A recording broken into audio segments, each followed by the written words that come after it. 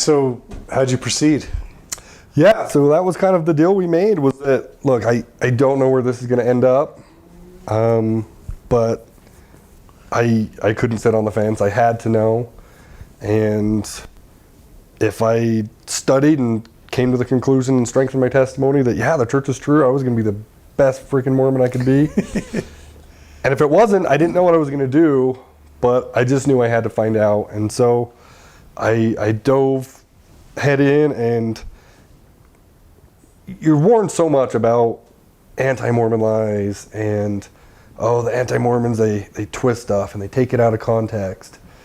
And so if I read a quote, I was going to make sure I read that in context. So I'd get the book and I'd read the entire freaking book. And especially because I promised Mel, like I wanted to make sure I, turned over every rock, that I did things the right way. And so that next Sunday I went and I talked to my bishop and said, look, I have these questions and I don't know what to do.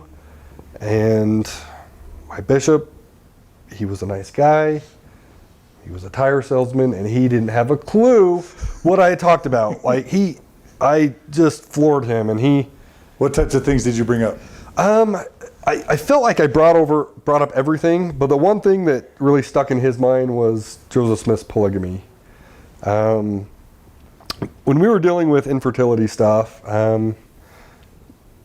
we were just all by ourselves. We had a house, and she had met somebody at her work that was involved in proctor care. So it's kind of like foster care, but it's usually teenage kids, and it's just for 6 months to a year sort of thing. And so we had a dozen or so teenagers come live with us for various amounts of time.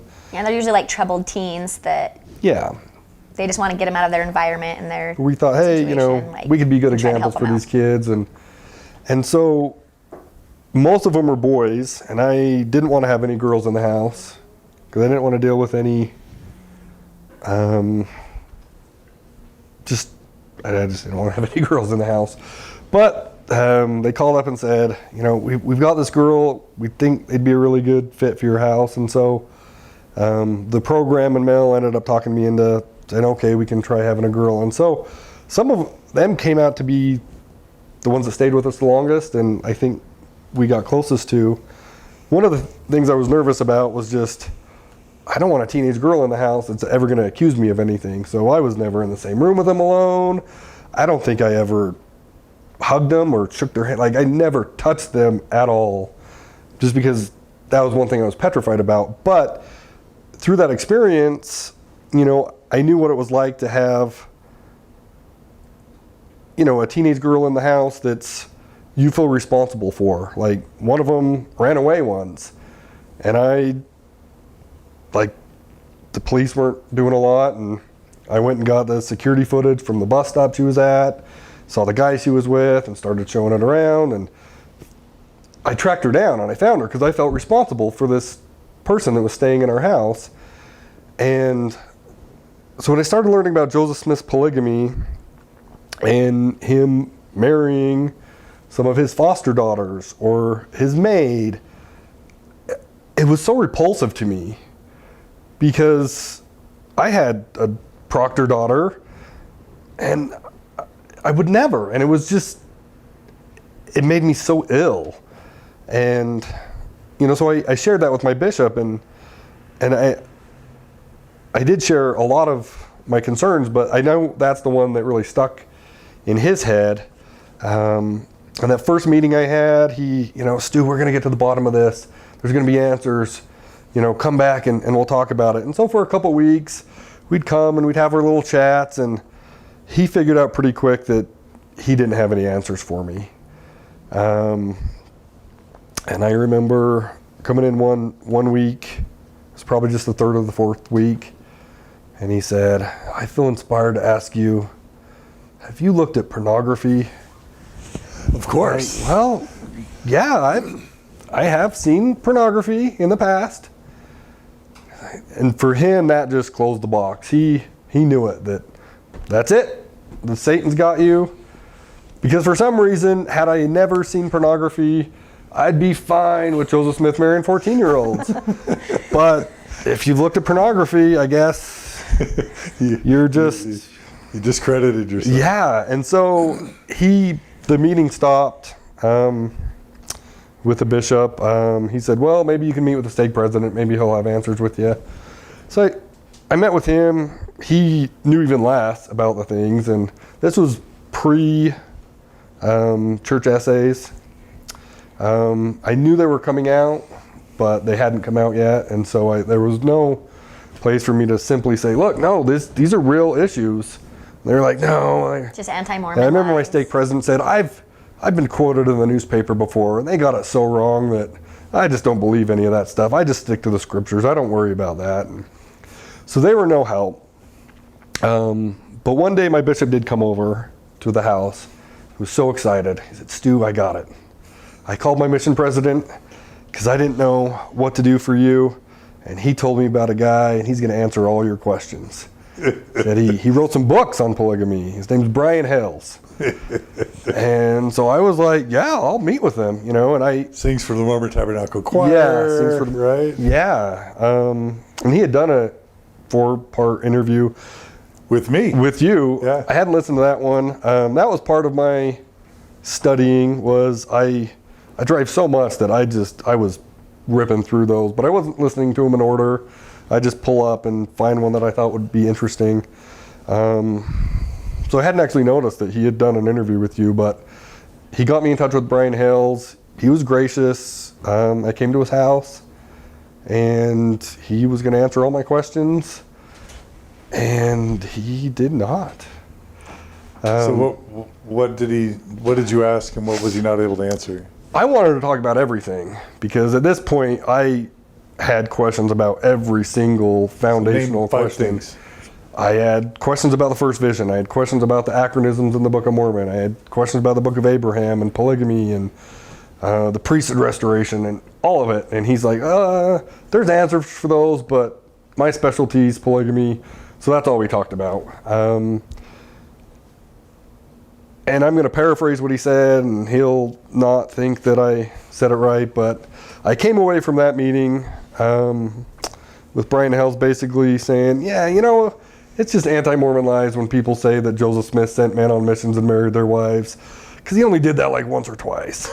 And, it's just those anti-Mormons. They say he, was having sex with his teenage brides, but I only think he was doing it with a few of them. And I'm like, you're not helping. Like, it doesn't matter. Like, it didn't help at all. And my bishop was devastated when that didn't answer all my questions. But I kept at it. I kept studying. One of the things that was really helpful is I reached out to anybody I possibly could that I thought could relate, that knew what I was going through, and some of those backfired. I reached out to mission companions that I thought would be a sympathetic ear, and that didn't work out. I tried to talk to my family, and they did not want to even discuss it at all. But one day I had finished Grant Palmer's book, and I saw that he was going to be doing a lecture at the Salt Lake Library. And it was the first non-Mormon approved anything I'd gone to, and I was petrified to go, but I'm like, I'm going to come by myself. And I drove down, and I was like, I'm just going to sit in the back, and I'm not going to talk to anybody. And I went up in the balcony, and I looked down, and the bishop who sent me on my mission, who I confessed all my sins to, he was sitting there, and my first reaction was to hide. Because I'm like, I don't want anyone to know I'm here. Like, there was so much shame about just doubting that I didn't want anyone to know what I was going through. But I saw him sitting there, and I quickly was like, wait, if he's here, maybe he's safe to talk to. So I went down, and I talked to him, and that ended up being great, because he, turns out, had left. He moved away from my parents' ward, so... So your former bishop had left the church. Former bishop had left the church, and that was one of the first people that I had known that had left that I didn't judge, because I had known people that had left, and I judged the hell out of them. I thought, they just didn't have a strong enough testimony, or they got into sinning. And that was part of the shame, is because I'd been that TBM. I know the way they talk about people that leave. I've heard the milk stripping story 100 times. Apostates, they left over stupid stuff. And so this was the first person, man, this was my bishop. I looked up to him so much. He helped me so much when I was trying to get ready to go on a mission. And here he was in the same boat. And so we had tons of conversations with him, and his wife was still going. And so we went and had dinner with him, and Melinda and his wife were able to relate, and I was able to relate to my bishop. And so there's so many of those people that along the journey that helped out so much, because for so long I felt so like the only one going through it, that everyone around you is Mormon and believing, and man, if I don't understand this, there's got to be something wrong with me. Not that there's something wrong with the church or there's something wrong with Joseph, that it's me. I internalized all of that. And so reaching out, meeting with people that were in the same boat was the best thing. So when did things kind of just proceed smoothly, or were there some moments of real tension and stress in your marriage as you started becoming more comfortable with non-belief? Yeah, I knew she didn't want to dive in head first and study stuff, and I knew she didn't want. She wasn't ready for that. Were you ever tempted, Mel, to study? Not at all. Why not? I had no desire, and I was so busy with my life, with my kids and my business. Like, that literally took all of my time. And I saw how many hours he put into it to understand everything and know everything. How many hours, days, weeks, months? How long did this go on? Yeah, like he would be up till 3 a.m, and then he'd wake up in the morning, and as soon as he got up, he'd do it all day long, because his movers go do the moves for his moving company. For just a week, or for how long was that? A year and a half. Months. What? Months. A year to a year and a half, I think I was. Yeah. That level of intensity. That's intense. It was. Yeah, he'd study everything. Like he said, if he read something and there was just a little quote, or like he'd read something and there's a little ellipses or whatever, he's like, I don't want to get it out of context. So he'd go and get the whole book. So he would buy books, he'd read books at the library. And I've never really been a big book reader. It takes a lot of time. And I'm just more of a doer, get things done. And I just didn't have the time for it. And plus I was all in the church. Like, he would share things with me, and I would just justify it as, oh, well, we just have to have more faith, or we'll know in the afterlife, or, just that. I'm like, I just didn't really care, and I just didn't really internalize stuff he was saying for the most part, because it was just like, whatever, like, the church is true. What's, like, it'll work itself out later. I don't care. Let me go on with my life. You figure out what you need to do. I got to focus on my busy life, So when did that change? I wish there was some definite time. I think it gradually came to I desperately wanted to find out the church was true. And after finding so many skeletons in the closet, there some point reached a level where I hope I don't find out it's true, because it would feel icky if it was true. Like, if this really is God's one true church, and this is Joseph Smith was the guy he chose to, with just the nasty things he did, like, I would have been pissed if I would have come to the conclusion that, well, no, it's true after all. And you're like, this is the best God has for me, this really? Is, so, but, I'd share it. One of the great things, Melinda, she was always willing to listen. And I tried not to dump too much on her, but, if I just read something that I thought was really interesting, or I'd share it with her. I remember listening to, is it Michael Coe, the archaeologist? I listened to him, and I remember like, no, there wasn't even gold here in America, like to make gold plates, to have coins, and I just thought it was a super interesting fact. And I remember sharing it with her, and she started crying, and I went, oh, crap. I shouldn't have done that. Because the last thing in the world I wanted to do was hurt her or hurt her feelings, but... and I think the so reason there were moments like that. I think the reason that I cried too is like because I would listen to him and he'd share things with me, and there were some things I could just easily just justify of like, oh, just let it roll off my back. Oh, we'll know later. But there were some things where it was like, oh, you have a really good point. That is disturbing. I don't know, and like when he started sharing Joseph Smith polygamy with me, I was like, yeah, there is no way any loving God is going to tell a man that you have to get with these women, and like just with over 36 wives, like I'm just picturing like that's less time for each woman. That's basically like a single wife having to take care of her kids. Like in what world is that a better scenario than having one man taking care of his family? Like it just doesn't make sense. The whole thing of polygamy, I'm like, that's just damaging. It's hurtful. It hurts feelings. Women get jealous of other women. Like, does he like her more? Is he spending more time with her? Like, it just is going to hurt feelings. It's just going to cause all these issues. So I remember internalizing, really thinking like, I've always been good about putting myself in other people's shoes, of just thinking, how would I feel if that was me or people that I know, and to base my life decisions on being good or not. And I'm like, yeah, there's no way a loving God would have any part of that. So I was like, I still feel like Joseph Smith is a true prophet. I just feel like he screwed up with that one, and he's going to be held accountable to it with that. Like God is going to definitely, like, he'll get his payback or whatever in the afterlife, because I definitely know that that's not a God plan. God did not do that. And I'm not going to throw God under the bus to protect Joseph Smith. I'm not going to do that.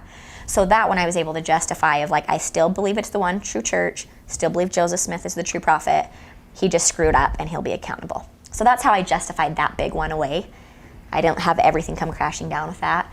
But, so he'd share things with me, and I was like, okay, so the Joseph Smith thing, I'm like, yeah, that's messed up.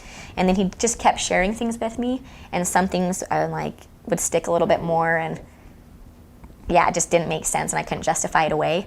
So I had never had a shelf at all. Like people talk about their shelves when it finally broke, like everyone kind of has that. I literally didn't even have a shelf on the wall when I was growing up until we started going through this. He kind of created my shelf and gave me some books to put on the shelf to weigh it down. Anyway, so it started weighing me down, I guess, and like my strength was getting weakened because he'd share stuff, and I'm like, yeah, that doesn't make sense. And when he's sharing things of like, yeah, there's no way there could have been this war, this battle, because there was no metal at the time, there was no horses on the continent at that time. So the story that Joseph told in the scriptures or whatever, like it couldn't have happened because it didn't exist back then, it wasn't there or whatever. So it's like, so when he had mentioned like, oh, he just thought it was an interesting fact, but for me I started crying because it's like, oh my gosh, like weakening my testimony and like planting that seed of maybe there isn't this one true church isn't all that I thought it was, or that, oh crap, maybe there is issues with it. So it just started, I don't know. So talk us through, because so many couples are in that mixed faith scenario where one believes and one doesn't, and that can go on for years. Yeah. Mm-hmm. So for you, talk us through how you went from being the believing spouse.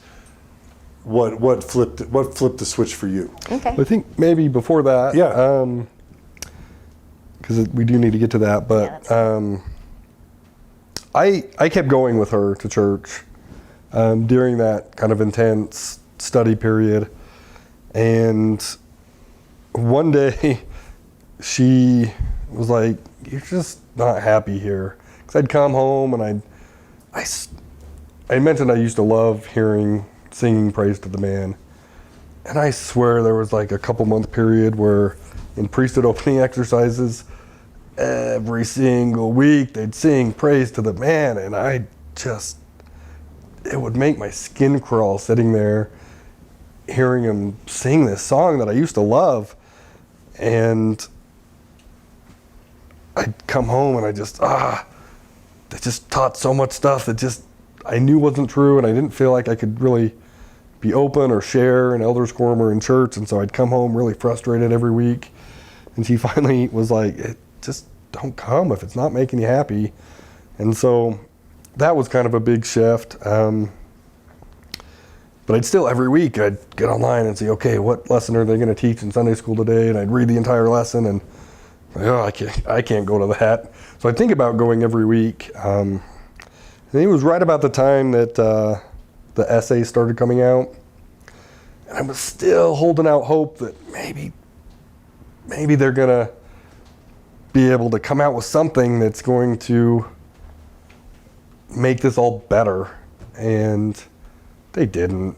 And when they finally came out with a essay on Joseph Smith and Kirtland and Nauvoo polygamy, and I mean, they just threw God under the bus in that essay. They basically said God commanded it. Yeah, like he didn't want to marry all these girls, but God made him. He sent an angel with a sword. He had to. What a good guy. So, they made Joseph out to be this reluctant polygamist that just, and that was it for me. I was like, I'm done.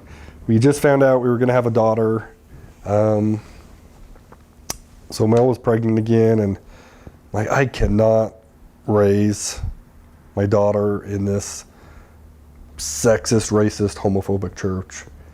I just can't do it. And so it was my birthday 3 years ago. My birthday's in October. And I said, you know what, for my birthday, I'm going to resign. And so on my birthday, I sent in my resignation letter. 2014. Yeah. And we talked about it. You can share, because she wasn't thrilled with me resigning. Yeah. So I'll start a little bit before about my experience, going to church when he wasn't going. So yeah, it was about, or like he was saying, we'd go to, when he was going to church with me, we'd be in gospel doctrine. I remember I would just look at him, and I would just literally, he looked like he was almost going to tear up. Like I could just see the pain in his eyes of this isn't true. They're just sitting there lying. And then we'd get home from church, and then he'd be blah, share everything, let me show you this, and he'd pull up articles and be well, see, it actually, this is what happened, not this, and oh, they just covered over this part and skipped that part, and it's that's a big part of the story, and they just skipped it because it wasn't faith promoting. And so yeah, so that's when, for me, if anyone's going to be a part of a church or religion, I really feel the purpose of that should be to inspire you to be a better person. If it helps you get closer to God, to be better to people, to be the best you that you can be, that's what it's about. So although I was a rule follower, I really felt strongly about the spirit of the law. And if I did visiting teaching or anything, I'm not going to do it and just drop off some cookies and leave. I'm going to put my heart into it, because I believe the purpose, if people did it right and full in, it would be a very beneficial program.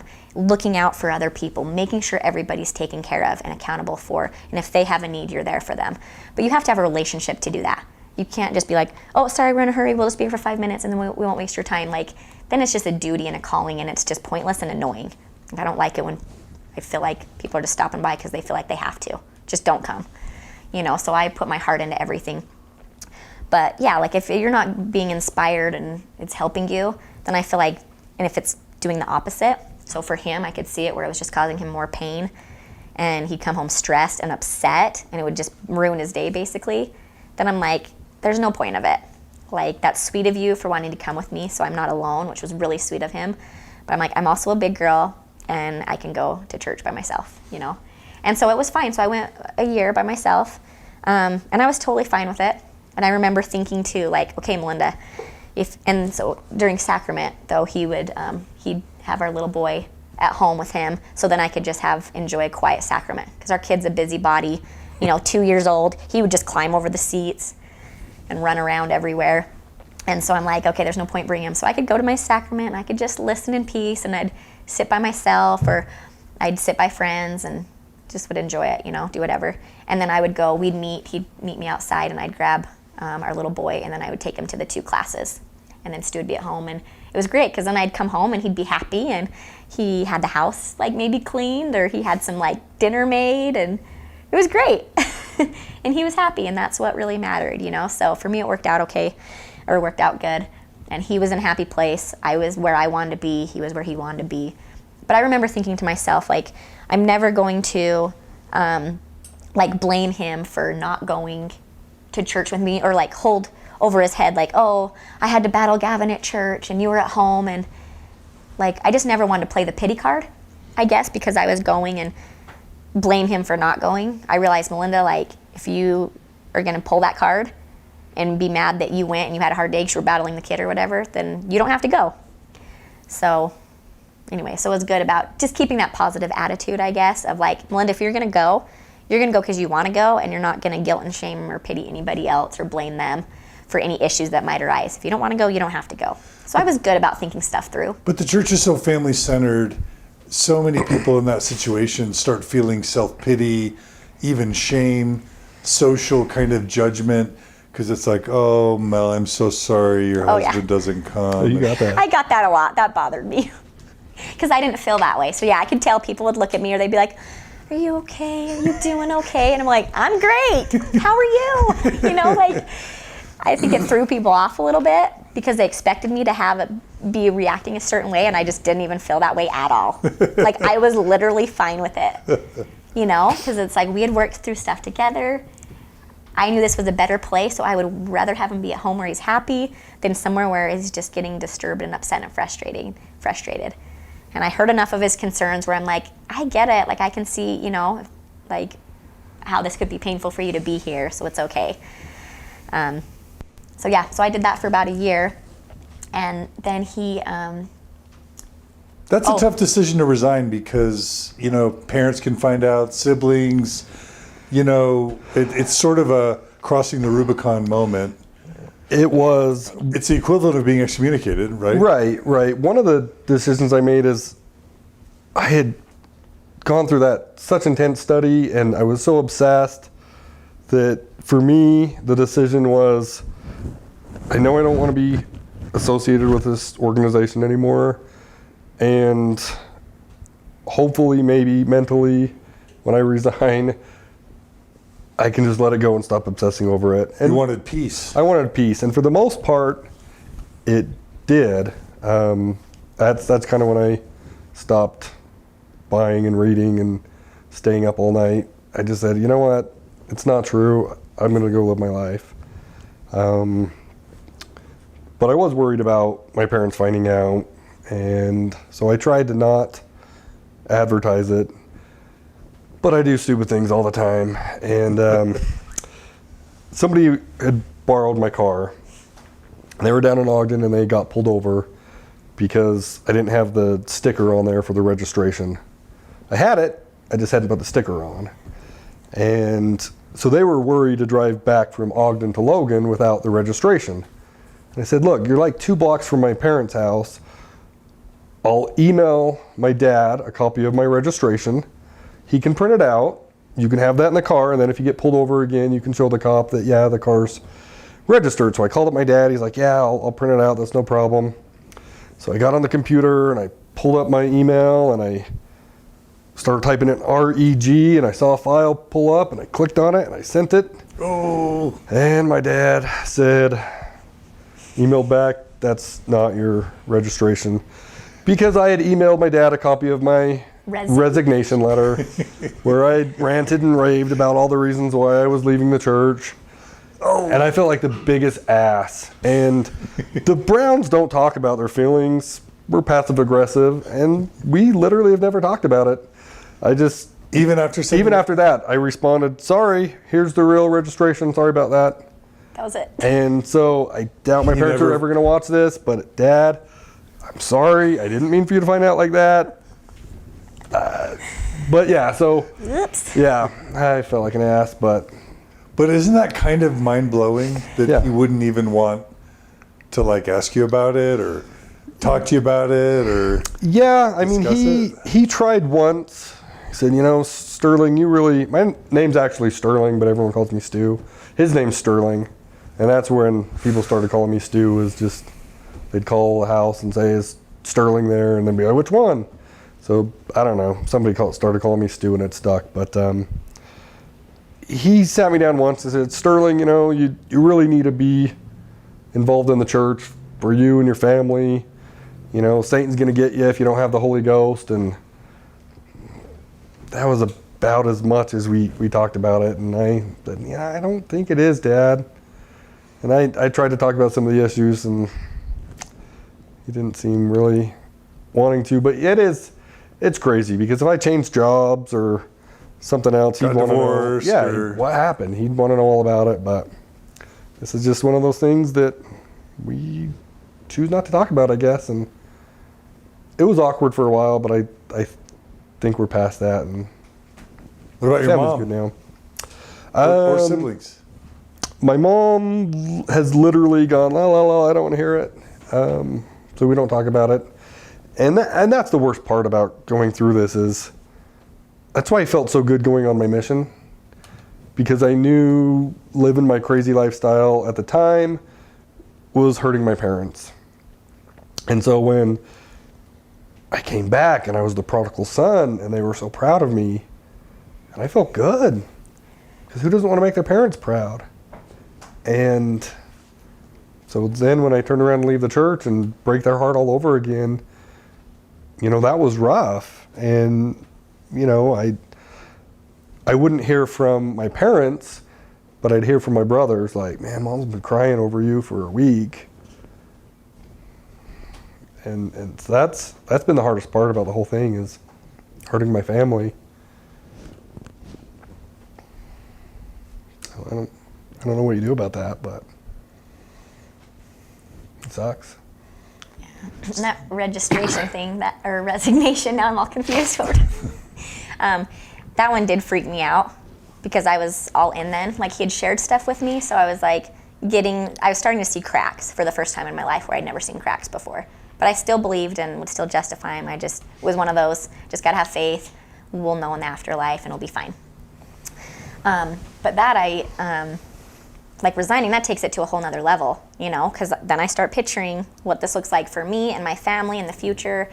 And that's scary when you're taught, like, you get sealed together and then it's like, we're going to be with each other forever, like for the eternities, like with our family. And he just cut that off. So like, we're not sealed together anymore. Our kids aren't sealed to us. Like, we're not going to be together. It's till death do us part. Like, I don't get him for the eternities. And this is the short life, the forever is later. So that's kind of freaky. So I remember telling him, like, even if it's just 0.0001% chance that it's true, can you just, like, not cut it off? Like, if you don't think it's true anyways, like, just leave it then. And he's like, Mel, like, for me it feels like kind of a bad, like, abusive relationship. You know, if you're married to someone and it's an abusive, bad relationship and, like, maybe you get separated, so you're not living together, you still live your own lives, but you still have that piece of paper tying you together. He just felt like to get his peace, like, he just needed to completely cut all ties to feel like I'm done, so I don't have to keep reading, studying, thinking about it.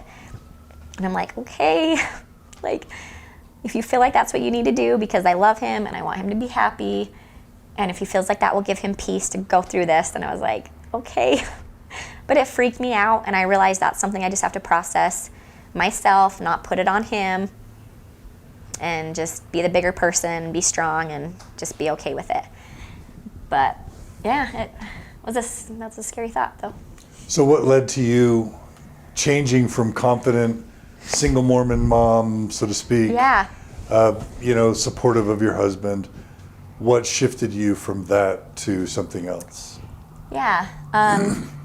And that's the thing, when I was in that phase, I would realize, like, okay, like, I'm going to be an example. Like, wherever I am, I want to be, like, a good example. So I'm like, okay, this will be good. Like, maybe this was part of what I'm supposed to go through in life, is to show people that, like, you can still have a good, happy, strong marriage and family by having one in the church and one out of the church. So I was like, okay, was always supposed to happen. So I get to make the best of it, have a good attitude, and just own it. So I'm like, and I could tell people's faces and responses when I'd go to church, and they'd be like feeling sorry for me, and I'm like, no, it's fine. And I want other people to see, like, it's okay. It doesn't have to be the end of the world. Those people that are in those mixed faith relationships, like, I get that it's hard, and I get it messes with your head, and there's all of that fear of what is this going to look like. But it's like, you know what? God loves us. Let's just take a deep breath, calm down, try to, it's hard, and just realize God loves, like, it'll work out, So I just kind of owned it in that phase. But it finally got to a point, like with Stu, he's like, I just feel like this church is more damaging than good. And me, even when I started to see more and more cracks, I'm like, I still feel like, yeah, everything doesn't make sense. It doesn't line up from everything we've been taught, but I feel like it's more good than bad. So even if I got to the point where I'm like, okay, yeah, I'm getting to the point where I don't even know if it's all true or if it's even true. But I'm like, I don't really care. Like, I still want to be a part of it. I still like the community. I like the people. I just like a lot of the stuff that it has. I like the good parts of it. So I'm like, even if it's not true, I still would want to be a part of it. And he was the opposite. He's like, no, if it's not true, I don't want to be any part of it. I don't want to give any more of my time or money for that. So I see where he was coming from. And I'm like, okay, like, we're all wired differently. We think differently. We feel differently. And I'm like, I just definitely don't believe in a one-size-fits-all thing. I just don't think that can work for anyone. You can't say you will be happy doing what I do. It's not how it works. So anyways, it just got to a point where it kind of shifted. I remember I had to teach a lesson on Joseph Smith. And this was after he had shared with me way more information that I ever needed to know about Joseph Smith. And I had lesser feelings of him. And so I remember reading that lesson like 5 or 6 times. So I would teach Relief Society once a month and I'd have my lesson, you know. And I read through it like 5 times thinking like, okay, I can't say that. I can't say that. Trying to have integrity of like what I could say that I felt like was actually truth or good parts of it. And then when it was all said and done, it was like, okay, this would be like a 2-minute talk. I can't really spread this out over 2 minutes. There's nothing else I can get from this lesson that's making me sick over, you know, that it's not true. And anyway, so big part of it was in the manual. I remember it saying, and this was, the essays had come out not too long before, but it had said, Joseph Smith was faithful to his wife, Emma. And I remember reading that, I'm like, single wife, right? Yeah. And then they went out of their way to use the word faithful when I'm like, wait a minute, like, and then you go on into LDS.org. It's not an anti-Mormon site. It's the church's site. The one true Church of God. I have their manual and I have their website. And the manual's not lining up with the website because the essays clearly say he was married to 36 plus wives, some as young as, you know, almost 15. And then married to other men's wives, and they figured out a way to twist it and justify it. And that he didn't always tell Emma the truth. Yeah. That he kept it from Emma. Yeah. Right? Yeah, so like all of that stuff. And I'm like, so wait a minute. So one of them is lying.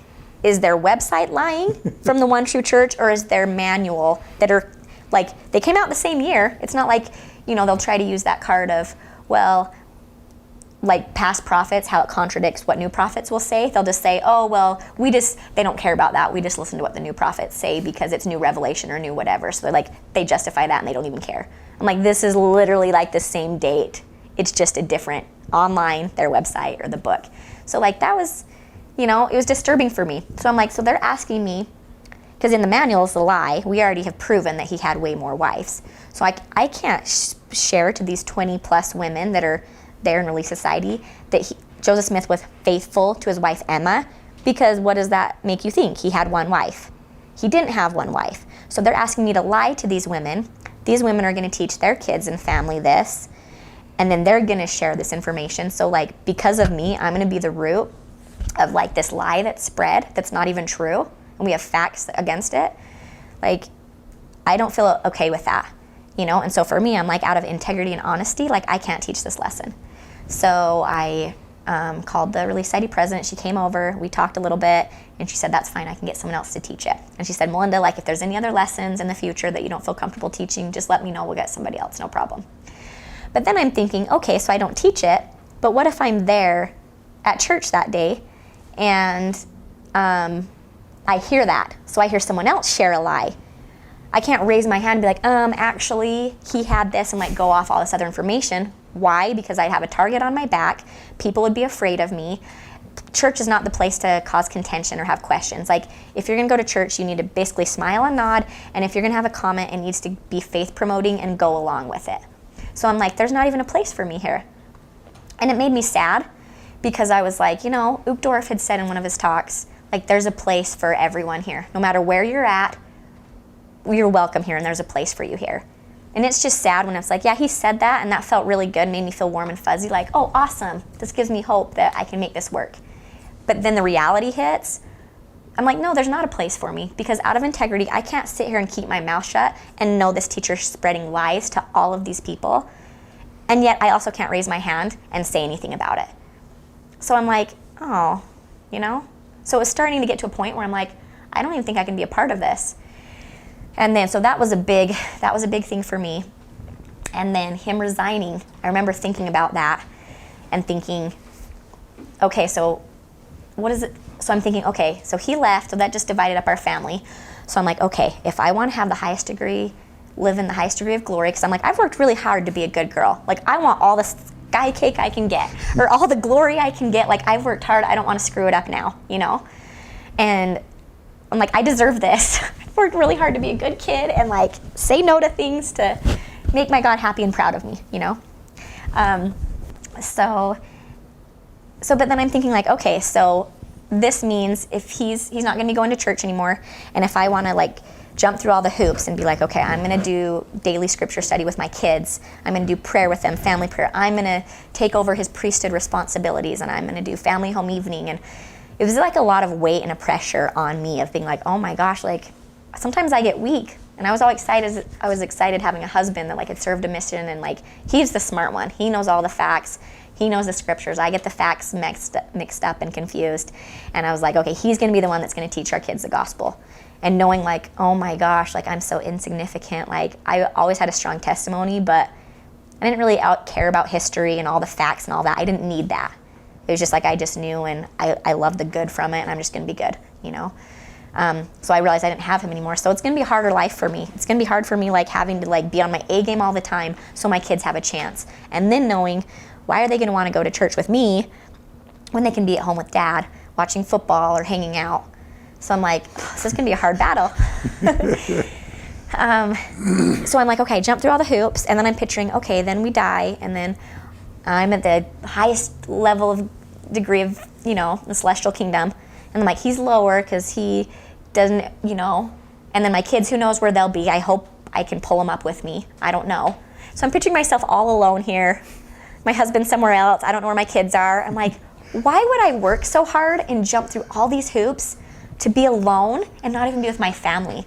Like, we work really hard to have a good relationship, you know, and to have like a loving family, and like to work through communication and work through those hard things about life and marriage. And I'm like, I don't want to just give that up. Like, we're working hard to get there. Like, I want to carry that for as long as I can, you know? But then, so that like wasn't really inspiring or motivating for me to be a better person. I almost was like, I want to just sin just enough to be at whatever level he's at. You know, like that's how I felt about it. And then I'm thinking, okay, that's messed up God plan. Like, if God created this, like, I'm sorry, God, I am not going to be a better person because I want to be with him.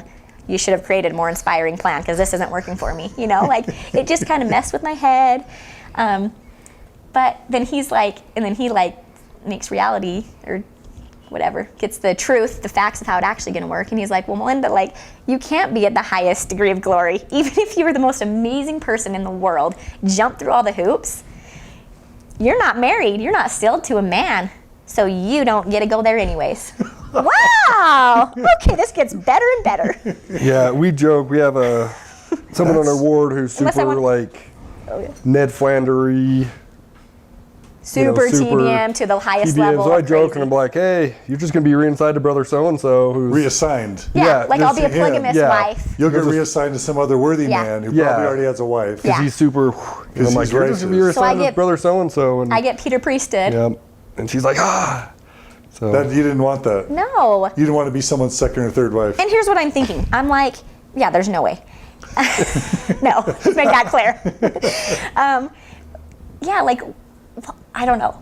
But just the idea that your eternal destiny isn't in your own hands. No, that is super disturbing. Where I'm like, because of his choice, I don't get to go there, or I have to be with your kids and family. Yeah, with my family, and it's like it doesn't matter how amazing I am. Like, that's just wrong. There's no way. And then I have to be like, there's no way God would have any part of that. The God I know, that's not his plan. So I'm like, there's something wrong with this church or what they're teaching. But yeah. Yeah. I'm trying to think what else. Yeah. Well, I know, like, Melinda's like one of the most loving and kind-hearted people you'll ever meet. And growing up in the church, I'd never say we were homophobic, but we never really thought about LGBT issues that much.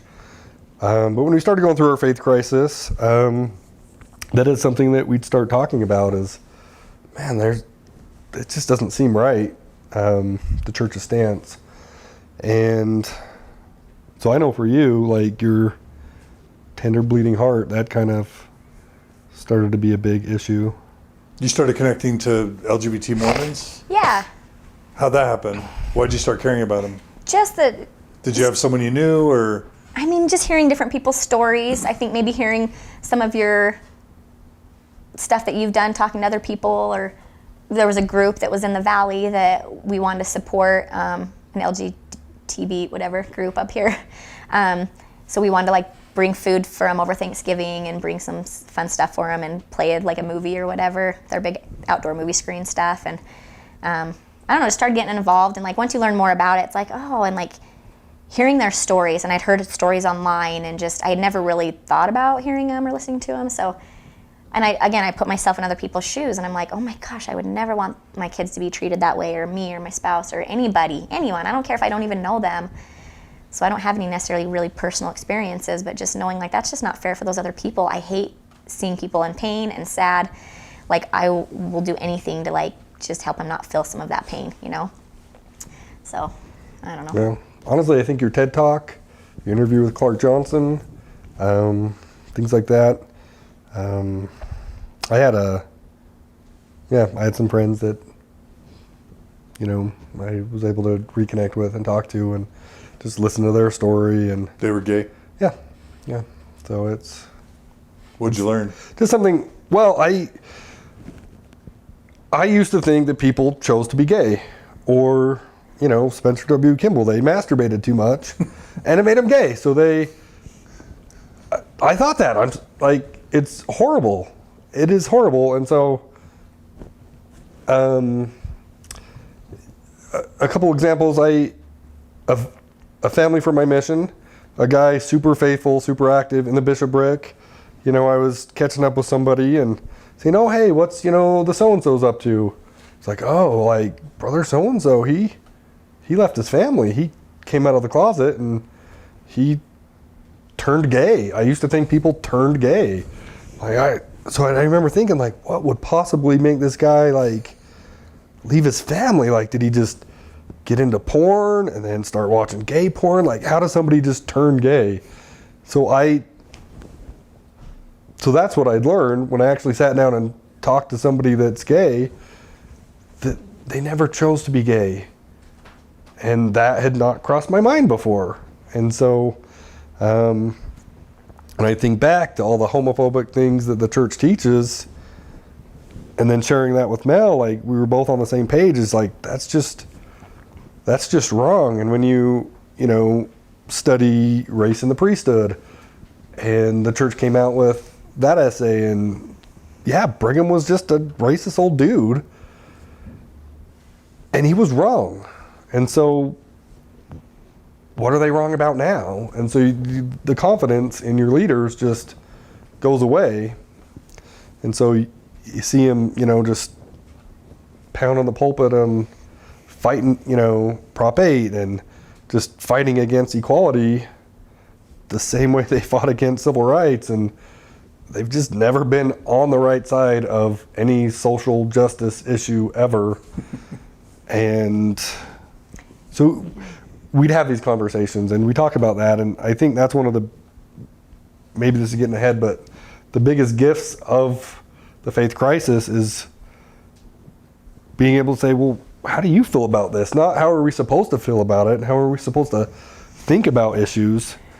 We can actually make up our own minds and how we actually feel. And so that's been amazing. Yeah, and I just remember like using like, I like to have little like examples or things to like really process it and have it like click for me. So I'm thinking like, okay, my sister, she has her 5 kids, you know, she's married, the 3 oldest kids are baptized. So I'm like, if her husband was like, all right, we're gonna get a divorce, I'm gay, I'm gonna be with this other person. So I'm like, okay, what would that look like for the family? Because this is what happens in real life of what's going on with this new policy that had come out. And so the new policy is, you know, kids of a parent that's gay can't get baptized until they're 18. So only until they're 18, and then they have to disavow the relationship and basically be very clear that, no, I disavow this, I don't agree with it, this is wrong about their parent, and then they can be baptized. So it's a pretty big thing for them to go through. So I'm like, put myself in someone else's shoes, even though I don't have family in this instance, you know. I like to think of what would Jesus do? Like what, I don't know. So like my sister, she's got the 3 kids that are baptized. So that means the other 2 wouldn't be able to get baptized. Even if they only go to the dad, every other weekend. So they're really there only a couple times a month. And because of that, they don't get to get baptized because of their dad's choice. And I'm like, oh my heck. And so then we had the sister missionaries come over to our house like just a few months ago. And I had kind of just brought this up and they're like, well, it's out of love. And I've heard a lot of people say that. That's what they say. Like, it's out of love. Because think of how confusing it is for them to to realize like at the church, they say that it's wrong to practice that. But then they're able to get baptized. And I'm like, okay, so you shut down when you think out of love. And it's like, oh, okay, great. But once you open your mind just a tiny bit further, you realize okay, wait a minute. So you're saying this kid still gets to go to church every Sunday and they get to hear the lessons of how important it is to get baptized and that they get to get the gift of the Holy Ghost, which is the best thing that you can get and such a gift of being a part of this church. So, and when they're 7, they're going to learn these lessons like crazy and you're going to be 8 soon, you get to get baptized. So they get to be taught all the lessons and all their friends get to get baptized. And my sister goes big for her baptism. It's like cake, presents, people come from out of state, all the family comes. It's a big party. So the 2 little kids that aren't baptized get to realize, oh, all my other siblings had a big party. I believe in the church 100%. They don't, know anything else. They want to. And it's like, sorry, you can't because of your dad's choice. And I'm like, are you kidding me? That's out of love? That sounds like the most damaging thing that you could actually do. And then so it's and then when they get older, when they're 12 and they pass the sacrament, all their friends get to pass the sacrament and they just have to sit there and watch their friends. So they don't get to be a part of the group. They don't get to be a part of their friends. I'm like, that just breaks my heart for the people that are really dealing with that. And then I'm picturing how mad my sister would be at her ex-husband. She would be so resentful and mad. Look at what you're doing.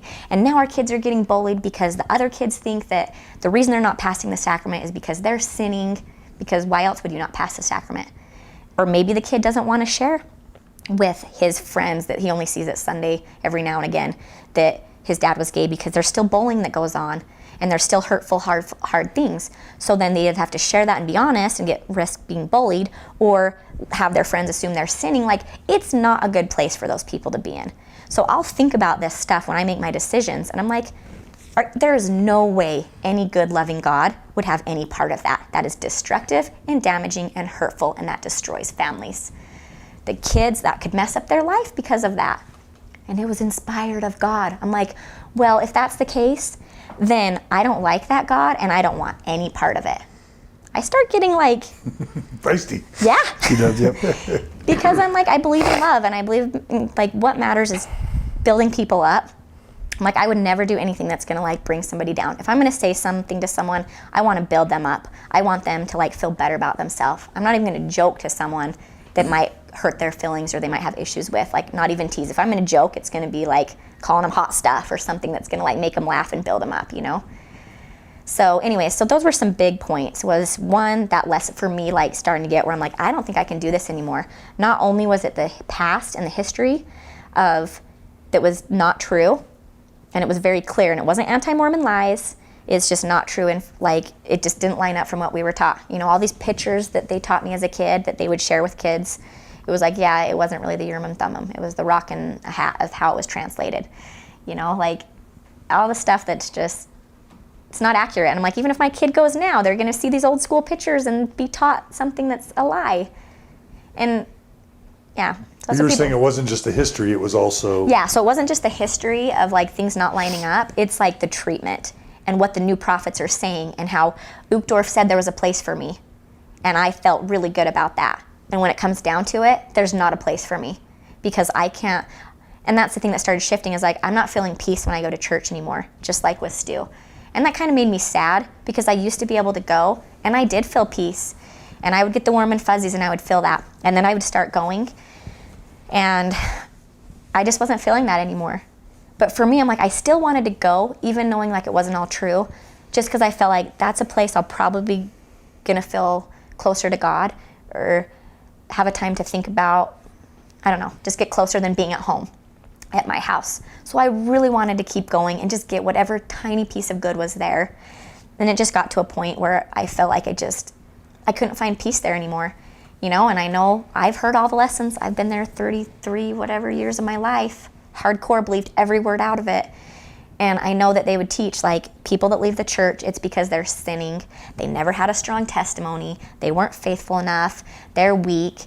And I can tell you right now, that's not the case. Which of those applied to you? None of them. Why not? None of them. Like, Go through each one. like having a weak testimony. I never had a weak testimony. I believed it 100%, never doubted a bit of it. Didn't have a shelf, never thought like, oh, that's weird, I have an issue with that, and put it on my shelf. No, I just believed it, and I went for it, and I went all in, and I was happy, and I only looked at the positive. How about wanted to sin?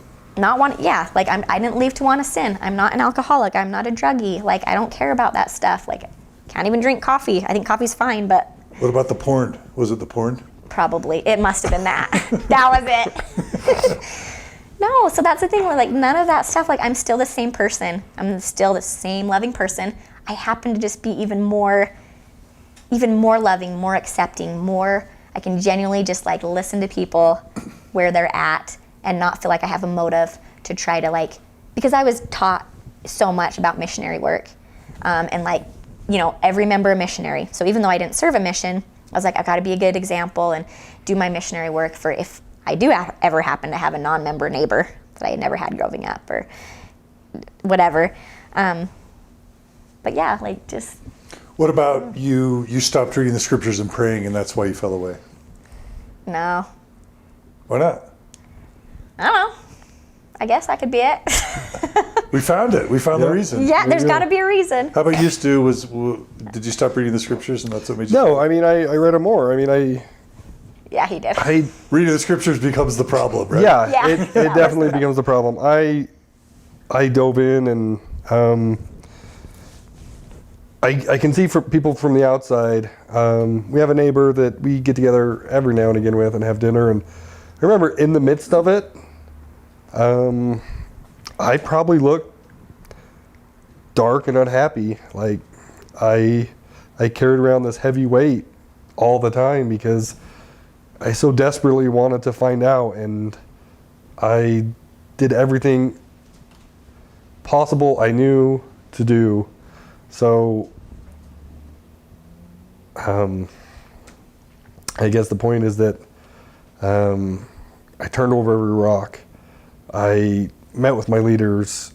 I studied and prayed and cried and begged to find out that it was true. And when I finally realized slowly that it just isn't, and I finally laughed, we had dinner with him again, and she commented to Mel, our neighbor, man, I remember, you know, a year ago, Stu looked so sad and unhappy, but now he looks so happy, and he's, you know, and so looking on the outside, like, you might have seen me and, oh, he must be sinning. Look how, you know, that's what happens when you leave the church, because he's so, just, he looks down. He doesn't look happy. Yeah, doesn't have the light of Christ in him anymore. Satan's got a hold of him. So they were right. I didn't. I was sad.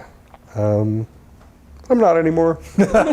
So that's good. So was there a moment where you came to Stu and said, I'm done? Talk us to kind of that moment Right before where baby was born. you shifted, Yeah. that final shift. And then we'll talk about the life after Mormonism. Cool. Okay. So I was pregnant with our daughter. So we got our little boy and then our little girl. So our second little girl, pregnant with her. And, you know, still going to church. But it was about like a month before. So like I said, during that time of that year, I had taught that lesson. He had resigned. Started thinking about, you know, like just the gay thing and how that would, just relating myself to other people and seeing how hard and painful that would be to go through that. And just starting to see, like, things aren't lining up. It's not like, I feel like, you know, those wristbands that, what would Jesus do? WWT. JD. That one. Yeah, that one. I feel like it actually needs to be two different wristbands. You need to have what would Jesus do and then what would the church do. And I feel like they've just been dividing. And I feel like every day that goes on, every year that goes on, they're getting further and further apart.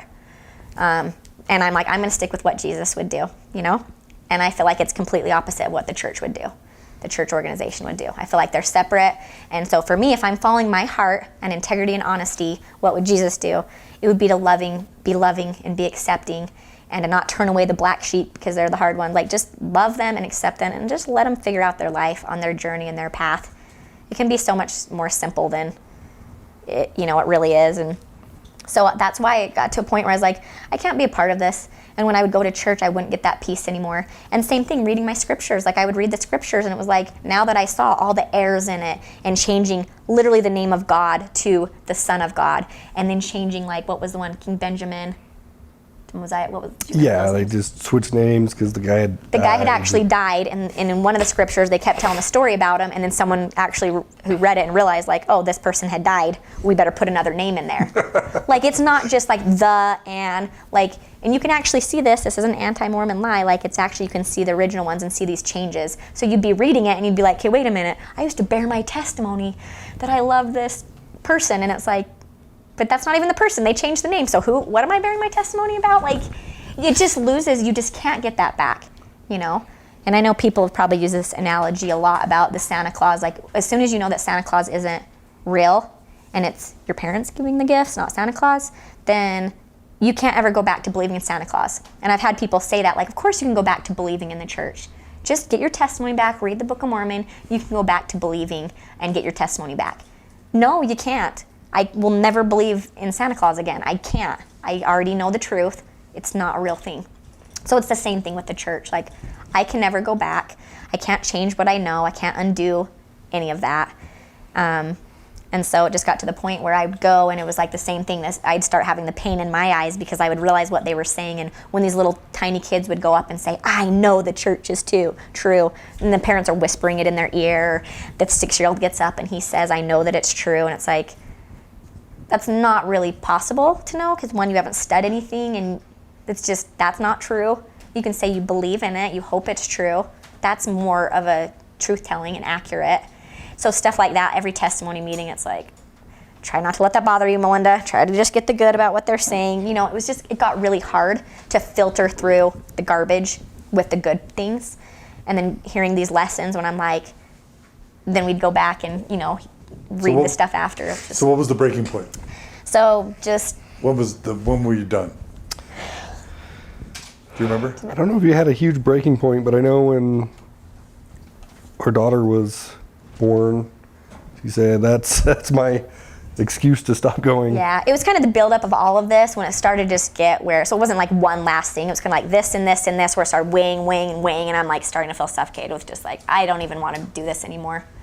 And I'm realizing like the stuff that he's told me is true, and I'm like, yeah, it's just, I'm not believing it. And the stuff that the church would keep coming out with and saying, it was just harmful, it was hurtful, and it was like negative, and it was fear-based and control-based. And I'm like, I don't want any part of this. I don't believe in a loving God. This is an inspiring church. And then I'd gone to that training that I'm like, that training that has nothing to do with the church inspired me. And the fact that God can't figure out how to put some of those pieces of the training into the church to inspire people to be better, I just don't want any part of it. So it was a month before she was born, and I was like, I could have been done right then, but I'm like, I'm just gonna go these last few weeks, and then it's gonna be perfect transition for me, because people, when you have your baby, you don't go to church for a few months, So I'm like, this is a perfect transition, so I can just like have my baby, and I'm like, and I don't plan on going back. And then I got released from my callings, said I don't want to teach because I don't know how, I don't want to have the obligation of having to hurry and come back with my baby. So they all thought it was just, I'm having my baby. So I got released from my calling. Stopped doing visiting teaching. I just cut it off, and I was like, well, and I'll see how I feel. And I like that I can keep the door open. If I don't go for a while and I feel like I'm just depressed and I'm missing something, then I can go back. But at least this is a good way I can test without having anybody be weird and like make a big deal out of it. Because this way, if I do go back, there's no one being like, Melinda, like what happened? It's just like natural, And so I'm sure it got to a point where after 5, 6, 7 months of me not going back, people are probably like, Melinda's baby's probably 7, 8 months now. She's still not here, And then I'm sure all the rumors floated around, but I wasn't there, and I didn't care. So I'm done. Haven't been back since. She's 2.5. Yep. So, last question before we switch to the final part. Every single Mormon ward in the world right now has people who arrived at the same conclusions you've arrived at. Mm-hmm. They're like, yeah, it's not true. Yeah, Joseph was either a fallen prophet or he never was a prophet. The Book of Mormon isn't historical. The polygamy stuff is garbage. All the racism is garbage. All the homophobia is garbage. But either there's enough good to stay, or the risk or the cost of leaving is just way too high. And so I don't want to disappoint my parents. I don't want to disappoint my siblings. I don't want to be viewed by the neighbors as the bad person. I don't want to, I don't know what to replace it with. I don't want to be alone or be ostracized. And so I'm just going to quietly stay and just stick it out and make it work versus disappoint everyone, disrupt my life, and cause all this damage. You've already explained what led up to these decisions, but if each of you had to summarize why, what's the reason you chose to leave when so many others choose to stay, what was it for each of you? For me, it simply is not true, and it's damaging, and I didn't want to be associated with that. So I know that the cool new thing is to be nuanced, but I didn't grow up nuanced. The church was never nuanced for me. It was black and white. I believed Gordon B. Hinckley when he said it. Joseph Smith either saw what he said he saw or he didn't. And when I found out he didn't, that was it. I was done. Yeah. Yeah. So for me, I still wanted to keep one foot in the door for a while because I'm thinking for my kids. For me, I didn't need it. I have no problem finding other new friends. So I don't need to have that community. I can find other community. But for my kids, I'm just thinking, you know what, I know what people are like. If they don't know us, they're not seeing us around. They don't know if we're a safe place. They don't know if, because I was always raised, you hang out with people and kids that have similar morals and values. Well, if I'm not going to church, they don't know if I have similar morals or values. And that's just frightening for people that are in the church because they think people leave for all the reasons they will tell you, because we're sinning, we're alcoholics, we're going to have drugs, we're going to teach their kids that, all these horrible things. I think there's just all those fears that aren't really true. Come into play. And so I was like, I want to stay in and go, even if I miss a Sunday every now and again. I won't feel that guilt and shame like I normally would. But I want to keep a foot in just so people know I'm a safe person. They see me there all the time. They know I'm the same good person.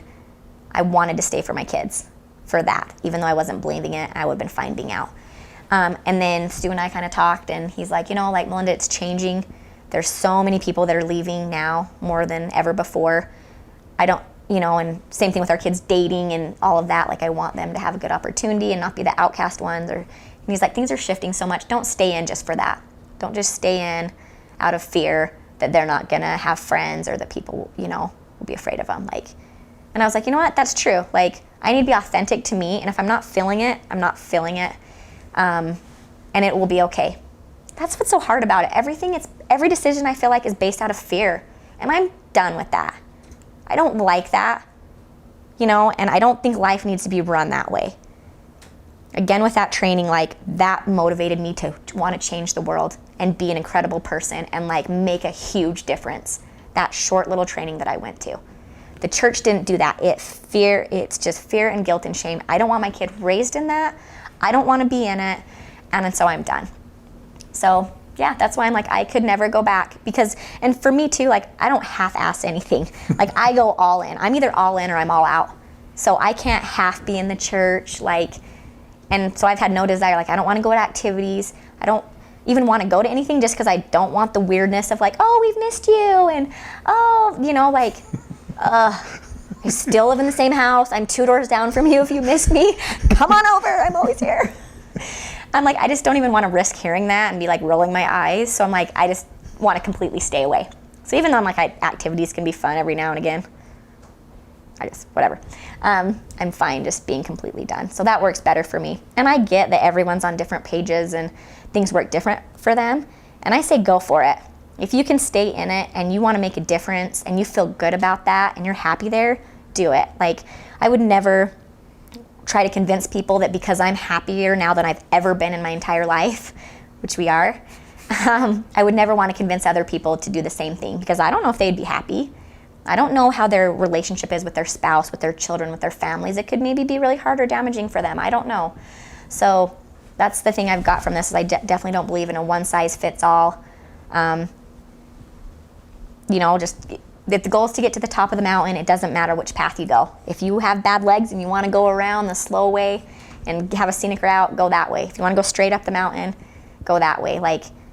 But so the church professing that they're the one and only, it just doesn't work for me. It can't be. It doesn't work. It's not reality. So yeah.